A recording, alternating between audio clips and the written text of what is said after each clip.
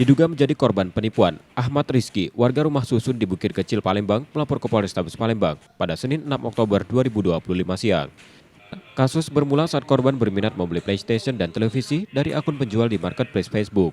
Setelah sepakat harga, pelaku meminta korban melakukan top up senilai 2 juta rupiah melalui aplikasi Bisa Dagang. Tak lama pelaku mengirim tautan dan meminta korban memasukkan kode OTP dari aplikasi tersebut.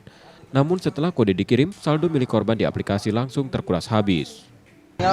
Nawar PS3 PS3 sama TV-nya di Facebook, lalu lanjut ke WA.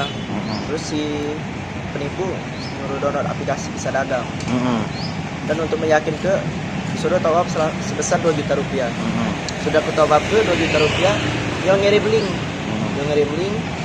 Terus disuruh sesuai arahan dia mencet link itu, terus minta kode OTP.